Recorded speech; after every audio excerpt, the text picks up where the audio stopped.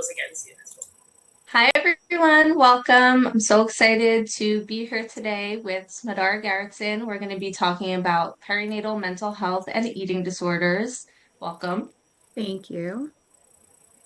So today we're just going to talk about the overlap between eating disorders and the perinatal period and how pressure and control can show up during this phase of life. We'll explore some of the triggers and support, and then also how folks can care for themselves if this is resonant for them. So I'm Jen Carroll. I'm Anna's programs director. I'm also a parent myself and in recovery from an eating disorder. And I'm here today with Smadar Rubinsky. Thanks again. I'm just going to start by reading your bio and introducing you. So Smadar is a psychotherapist specializing in maternal mental health and eating disorders. She earned her BA from UC Berkeley, a master's degree in medical anthropology from University College London, and a master's in social work from NYU. Smadar maintains a private practice where she works with individuals navigating perinatal mood and anxiety disorders, identity transitions, and disordered eating. She's affiliated with the Keck School of Medicine of USC as an adjunct clinical instructor and has served for many years at Huntington Hospital's maternal wellness program, providing intensive outpatient treatment for pregnant and postpartum individuals. Smarar is also a member of the Maternal Mental Health Now training committee. Her work integrates psychodynamic, relational, and somatically informed approaches to support emotional well-being across the reproductive journey. Wow, that's impressive. Thank you. Yeah. So to kick us off, I think it's good to frame what we mean when we say the perinatal phase of life. So what does that actually refer to? So in the health world, the perinatal is about 20 weeks into pregnancy up to like 8 or 6 weeks postpartum. But in the mental health world, it really arcs the whole entire pregnancy journey from even trying to get pregnant, which can be a really triggering and difficult time for women, to up to 1 year postpartum. So getting that treatment early is really important for a lot of women during that time because different moments bring up different experiences. Right. And I would think that in that phase of life, there's so many changes that people are going through and transitions and different appointments and, whatever it may be, that could be a vulnerable time for anyone, let alone folks who have an eating disorder, either history or maybe are dealing with an active eating disorder at that time in their lives. What are some of the vulnerabilities of, you know, being somebody with an eating disorder or that history in the perinatal phase? So there can be a plethora of moments of triggering experiences. We'll talk about pregnancy in general, going from the act of becoming pregnant, which for some women can be Mhm. difficult. And that's not something we always think about. So whether it's difficult or not difficult, that can be a moment of adjustment. And as we know, in eating disorders, adjustments kind of trigger moments of a desire to use behaviors, right? Any moments of you know, moment of out of control. So getting pregnant, if you can get pregnant, if you can't get pregnant, those are moments that like you lose a little bit of your control that can be triggering and behaviors can reemerge. During the pregnancy moments in general, as your body starts to change, as you start to become larger or more, the fear of becoming larger or the fear of losing control of your body, very often at every doctor's appointment, you will be weighed. That just has to Mm-hmm. be part of the process for the doctor. And you have options at that moment, whether it's ask, don't tell me my weight, or only address it when there is an issue with the weight. Those are Mm-hmm. different experiences that you can have with your doctor during the actual pregnancy time. And then Mm-hmm. after pregnancy. And after pregnancy, which can look very different from what we've all imagined. We all have that dream of having those amazing moments. We give birth, all of a sudden, we have the quote unquote bounce back body, and the body's in Mm-hmm. a recovery stage. The body needs to heal. And if we're already sort of hard on ourselves, feeling pressure to have that experience of that bounce back body, that can be extremely triggering to women with postpartum mood and anxiety disorder and eating disorders. Yeah, absolutely. And also there's like hormonal shifts that happen as well. Like so there's the pressures that folks are feeling from media or maybe their community or maybe family members even. And then there's hormones that are shifting in your body and also gonna create some feeling of instability as well. Absolutely. The hormonal piece is definitely a big part of our mood dysregulation that can happen during pregnancy and after pregnancy. hmm hmm I'm also thinking about in the postpartum phase, or I know it's perinatal, but after giving birth, like sleep deprivation and what that can do as well to how somebody feels or their daily routines that might impact their eating disorder recovery. Mhm. Yeah.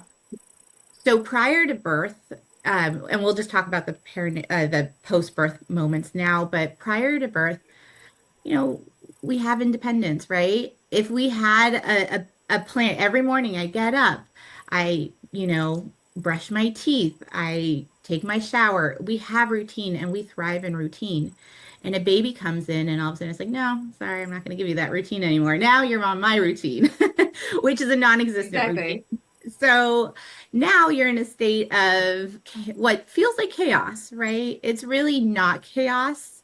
It's but it is because our control is now lost.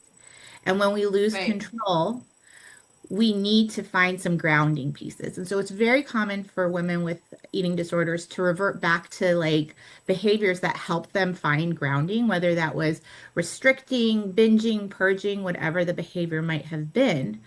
So during that time of the post pregnancy, when you have now a new sense of reality, I would say, it's trying to Yeah, find those moments of grounding without the behaviors that can be extremely difficult. exactly. Right. So making sure that there are grounding techniques, like you said, or routines that are um, helpful rather than the like maladaptive Yeah. coping mechanisms of one's eating disorder or whatever it may be. I also think that there's pressure that people are going to like this natural instinct to care for one's baby or to know exactly what to do in this period of one's life is going to kick in and there's that's not always the case for people that we talk to and then there can be shame associated with that which is also just a vulnerable and triggering thing for somebody with an eating disorder history. Yeah, I always say, and this is very common in the perinatal world, when a baby is born, so is a mother. You've Yeah, never been a mother before. This is a brand new experience. The same way your infant needs to learn how to, lift its head up, right? An infant's born without neck control. You also have to learn how to be a mother, but there's all this like communicate or all this like social media and all this information around saying like, oh, it's just a natural state. Uh, right. in my experience, it hasn't really been a natural state for a lot of women. And I think that shame that I should just know can really hurt somebody's experience of being a mother. hmm Yeah. Um, Transitioning, even if, whether you're becoming a parent for the first time or whether your family is expanding and you're welcoming another child, like there are shifts that happen as well. And just because you've been through it once doesn't mean that you won't be experiencing those things with fresh eyes or, different experiences the Yeah, second time around. to your point, every soul that enters your world is new, right? So Yeah, I hear very often, oh, the first one was so easy, but the second one has a lot more needs. And now you're trying to divide your time between two. And so if we anyways walk around very often with the feeling like I'm not good enough, and now that we have right. to split our already experience of feeling not good enough, that can really hmm bring some shame and experience of doubt into the Yeah. parenting world. So, what are some signs that somebody might be struggling that commonly come up? So if you're noticing that you're uh, under eating due to emotional like distress, overeating, if your old behaviors are starting to come in, skipping meals, Mhm. rejecting rejecting a meal just because, oh, I can't because the baby, starting to put a little bit of like, I don't want to call it blame, but I would say using an excuse when there's Mhm. excuses to stop eating. Take a moment and recognize what is that excuse, because your baby will benefit a lot more from you being nourished than you changing their diaper the minute that they need it. Mhm. Yeah. And we talk to a lot of people too who really are concerned about passing behaviors or about like not nourishing their baby enough, and how do they know if they are, if they aren't. Could you speak to that a little bit? Because I know that comes up a lot in our community. So this is something that every parent struggles with. Um, Love is food in some ways to the infant and to the parent. If I can feed my child, I can do what I am supposed to be doing with them. Like at least that's enough. They might be crying, they might be uncomfortable, but if I can feed them, then I'm okay. Then I'm doing it fine. And that's something that not only eating disorder worry about, but also parents like without post. I don't know why this one's so hard for me. Let me reread my notes and then that way I can like. Okay, no problem. Here, I'm gonna pause this for. So I want to normalize this experience that all parents are worried about whether or not their babies are being nourished enough and whether or not they're going to pass their unwanted behaviors. I know personally in my experience, I was so like my child would get my anger. So I like try to refer like I never want to be angry in front of them, and I would think about it and I was like, oh, I don't want I'm never going to be angry in front of them. But the truth is all parents have this experience. They don't want to put the worst part of themselves into their child. Yeah. But that's not actually the case. We never do that. That's not sort of the way children are raised. They're not raised with inheriting the worst parts of themselves. And I think, or the worst part of the parent. And I think if we allow ourselves to have grace for ourselves, if we allow ourselves to be comfortable with who we are, those are the parts, whether they're the good or the bad, those are the parts that really the child will take in. And in regards to feeding the baby, I all parents worry about feeding their child. That is not an eating disorder, a perinatal, a non-perinatal, like parents in general, this is just you don't have to be struggling to worry about feeding your child. That is a normal experience. Because in particular, if you're breastfeeding and you don't know whether or not they're getting enough, right? You're sort of relying a little bit on trust and like saying, okay, I'm Mhm. doing the best I can with what I have. I have to trust that my child is going to grow and gain weight appropriately. And I'm going to have to go to that doctor's appointment every, when you first have that baby, it's every week. Well, first it's like every Right. two Every days, then it's week, every every week, month. then yeah. Yeah.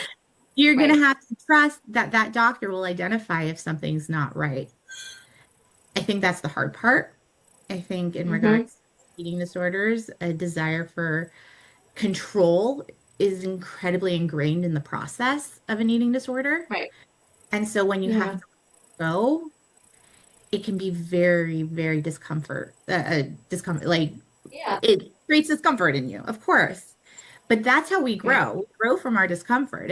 If nothing ever bad happened to us, we would, still be a child in the womb. So we Hmm. have to remember that like these moments of discomfort is not because I'm doing anything wrong. It's not because I'm not a good parent. It's because you, along with your child, are growing. Hmm. Yeah.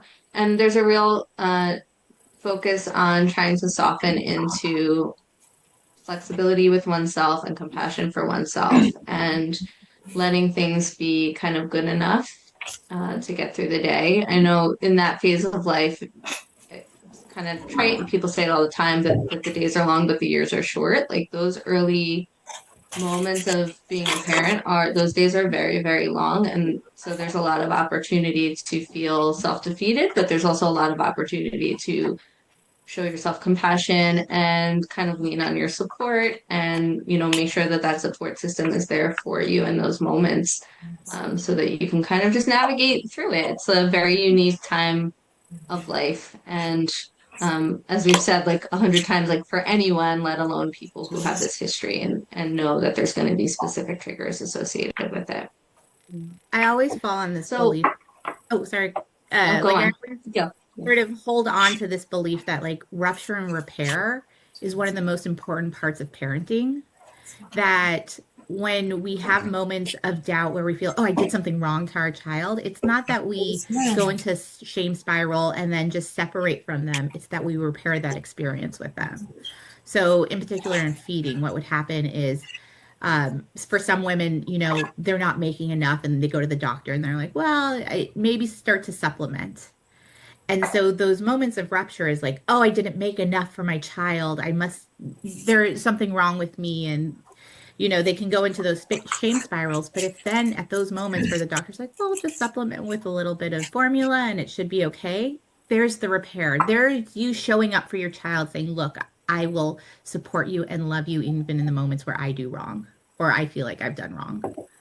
Right, right. You move forward. And that sounds very similar to how we talk about recovery a lot of the time. Like maybe you have a slip or you have a setback, but how can you move forward and take the next step and make a recovery informed decision versus think like, oh, now that this one thing has happened, it's undone all of my past work, or because it hasn't.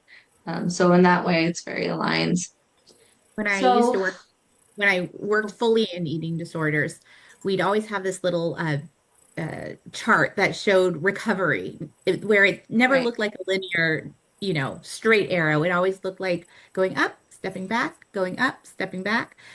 But you never step back to the original point, right? You right, just by being human, just by growing and learning every day, you are starting from a different point. So you're that's never right. going back to square one. Yeah, yeah. So, what support do you think makes the biggest difference for this phase of life? Community. I have to we are not meant to give birth alone. We are not meant Yeah, to live in our own isolation. right. Depression, anxiety, eating disorders, everything thrives in isolation. And so when we Yeah. have community, we can really step out of that. We have accountability, we have support, we have a world where we don't feel alone. And I think that's the Mm-hmm. most important thing. We're a village. We're supposed to, it takes a village to raise a child and to be, Yeah.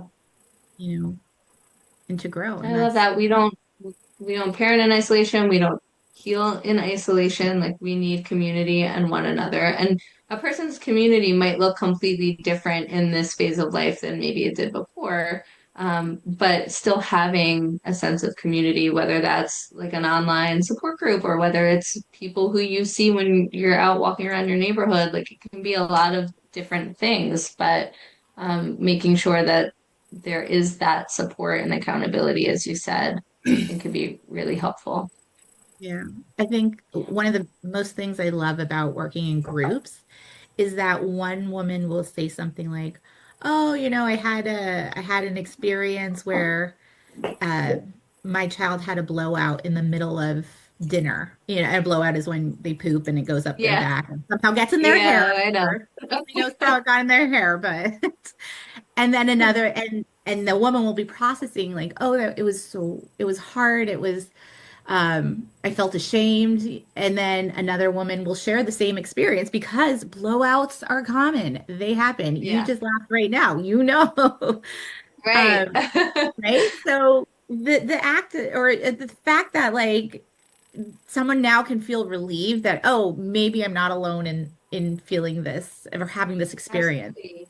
So And relieving. for there to be a space for people to talk about their eating disorder struggles in this phase of life as well, because people experience this. Like, and the perinatal phase is isolating because you're at home with your newborn. But for people to know that they're not the only person who's dealing with this, and if we can talk about it and gain support from one another, it can make those days, those moments, those like meals, whatever it may be, a little bit easier. Yeah. For sure. Everyone needs community. So, what is one thing that you wish that people knew, or like one piece of advice that you would give for people listening today? Be soft on yourself. You're not meant to be, in eating disorder and in postpartum, there's an all or nothing thinking process. I'm either a great Right. mother or I'm a bad mother. I'm either doing this right or I'm doing this wrong. And I think you use the word, and it's used often in general in regards to the perinatal world, is be a good enough mother. You don't have to be Mm-hmm. the best mother. You don't have to, you're not the worst mother, but to be a good enough mother, and that needs compassion. You need to accept every day is not going to look 100%, and that's okay. Mm-hmm. You're not Mm-hmm. supposed to be. Yeah. And I would also really encourage people to plan for their recovery as they're planning for parenthood because, like leading up to having a child, there's often a lot of planning in terms of I'm going to buy onesies, I'm going to buy diapers, I'm going to make sure I have, a place for my baby to sleep. Work your recovery plan and support into that planning as well. Any major life event has the potential, doesn't mean it's going to, but it has the potential to trigger a person's eating disorder. And you can make sure that there are certain supports in place or that you're connecting to community before giving birth so that that support is already there for you as you go through this transition. And I think you said it earlier and it's so important is, to care for yourself, like for that to be a core focus of this period of life. There's only so much I can control externally with my baby, and I can respond the best that I can, and I can go to the appointments and do all the things, but there's only so much that's in my control. But what I can do is focus on my healing and make sure that I have the community and the support and the tools to navigate this time of life. So I would encourage folks to do that as well. It's truly a trickle down effect. Like when you can take care of yourself, then you can take care of your child. You go on those planes and they say, put that like air mask on you first before you put it on your child, right? So that Yeah. is what recovery and the process of perinatal looks like, making sure you have that air mask on you first and then being able to take care of your child through that experience. Yeah, that's great. Um, so on that note, what are some helpful resources that you would extend to people at this time of their lives? Well, I would say if you're just looking online to find something, Maternal Mental Health Now does a great Mm-hmm. job with resources, and they can help you find different therapists, different community, different groups in your community. I would recommend finding if you feel potentially like that you want um, something more focused on eating disorders, find an eating disorder specialist that has perinatal health uh, education, such as myself Mm-hmm. community. We're there, we're out there. We have there's resources available. Find a dietitian that can also help you in the process as you are pregnant, as you do grow, as you give birth and then have to have a new body that you have to feel comfortable in. Somebody who Mm-hmm. understands the needs. Because I think a big part is that things will change and that's a good thing. And experience and knowing that things will change and that you have to be okay with it. And how do you get okay with it? Finding the right resources. Yeah, absolutely. And a plug for Anna's virtual support groups as well, because we're always there if people want to connect online. Well, thank you again for your time today. It was lovely to chat, and I hope that this is helpful for everybody. And again, mental health, you said maternal mental health now is a Yeah. great resource for people. Yeah. Okay, thank you so much. Thank you. Bye. Bye.